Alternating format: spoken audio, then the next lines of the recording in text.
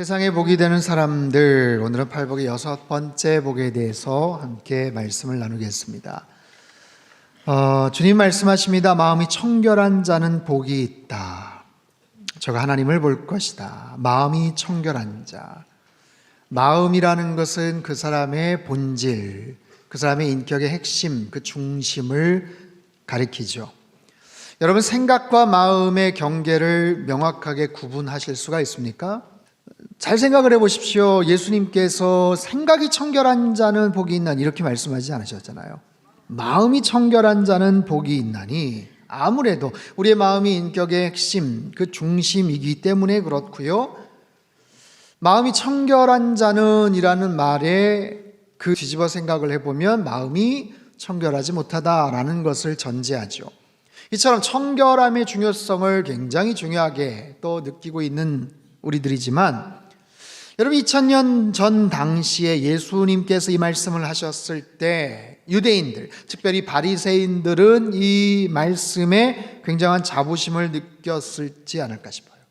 왜냐하면 당시 유대인들은 청결법, 성결법에 대해서 누구보다도 대단한 자부심을 가졌던 사람들이기 때문에 그렇습니다.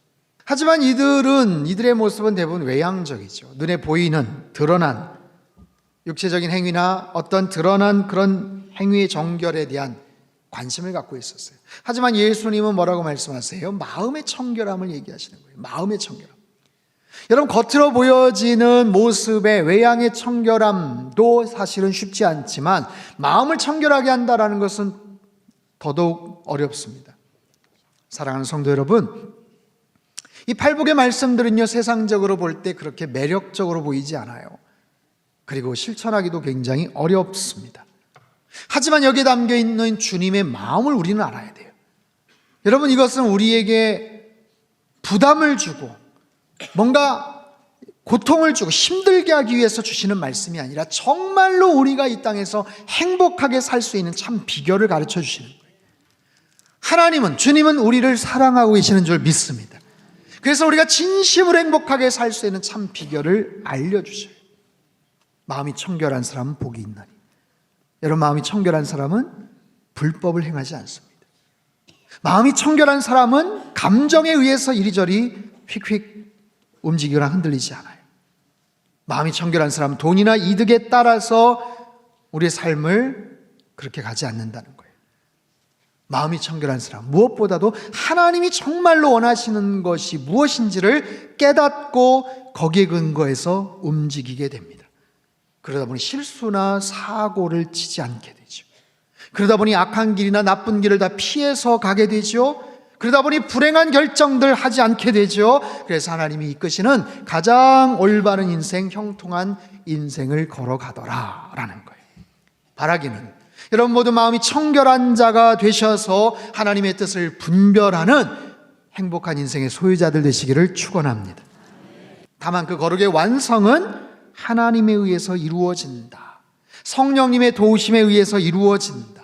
절대로 마음의 청결함은 내 자신의 노력만 가지고는 이룰 수 없어요. 성령 하나님의 특별한 섭리와 은총에 의해서 그것은 완성되어 가는 것입니다.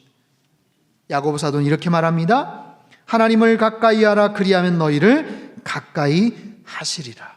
야고보 4장 8절 말씀이에요. 한번 따라해 볼까요? 하나님을 가까이 하라. 그리하면 너희를 가까이 하시리라. 아멘. 우리가 하나님을 가까이 할 때 하나님도 우리를 가까이 하시는 줄 믿습니다. 우리가 사람들을 긍휼히 여길 때 하나님도 우리를 더 긍휼히 여기실 줄 믿습니다. 우리가 거룩하게 더 살고자 노력하고 청결한 삶을 추구할 때 하나님은 우리의 삶을 정돈해 주시기 전에 우리의 마음을 먼저 정돈해 주시는 거예요. 그래서 깨끗하게 정돈된 우리로 하여금 내 삶을 청결하게 만들고 내 삶을 깨끗하게 만들어가기를 원하신다라는 거지.